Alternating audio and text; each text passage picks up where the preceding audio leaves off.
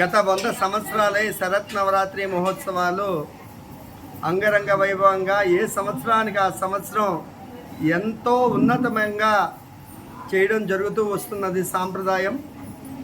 ఏ దేవాలయానికి లేని సాంప్రదాయం ఏంటంటే మా దేవాలయంలో ఈ బాకర్ సాయిపేట దుర్గా మహాలక్ష్మి దేవాలయంలో భక్తులందరి చేత కూడా అమ్మవారి మీద నీళ్ళు వేయడం ఏంటండి. అట్లాగే అమ్మవారి యొక్క అలంకరణ అంతా కూడా ఆడవాళ్ళే చేసే సాంప్రదాయం మా దేవాలయానికి ఉంది.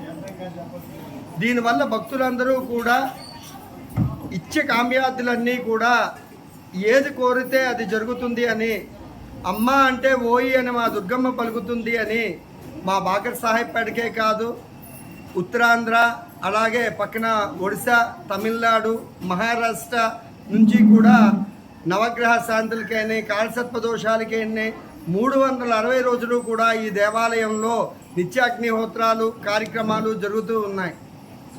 ఇదంతా కూడా భక్తుల యొక్క సంపూర్ణమైన సహాయ సహకారాలతో, ఆలయ కమిటీ యొక్క సంపూర్ణమైన మద్దతుతో, డోనర్లతో ఈ కార్యక్రమం చేయడం జరుగుతూ వస్తున్నది.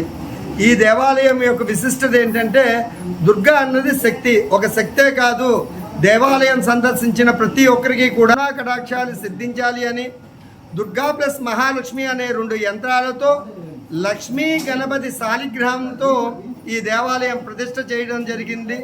ఆ రోజు నుంచి ఈ రోజు వరకు కూడా అంగరంగ వైభవంగా దేదివ్యమానంగా భూమి నుంచి దివికి దుర్గా మహాలక్ష్మి వచ్చిందా అనే విధంగా ఎంతో చక్కగా కార్యక్రమాలు జరుగుతున్నాయి. మూలా నక్షత్రం నుంచి రోజుకి 10,000 మంది భక్తులు దర్శించడం జరుగుతుంది.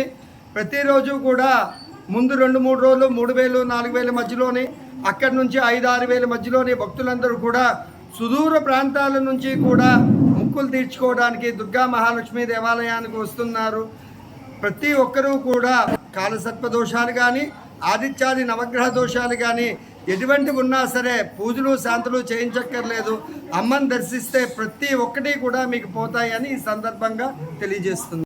అలంకారాలు విశిష్టంగా అంటే మనం పూర్వం మన పద్ధతిలోని శైలపుత్రి దుర్గా ఈ విధంగానే అర్చన చేస్తాం. కానీ మన ప్రాంతం వాళ్ళందరికీ అర్థమయ్యే విధంగా మన విజయవాడ కనకదుర్గమ్మ అలంకరణతో చేసిన శ్రీశైలం ఆచారం ప్రామాణికంగానే మనం చేస్తాం.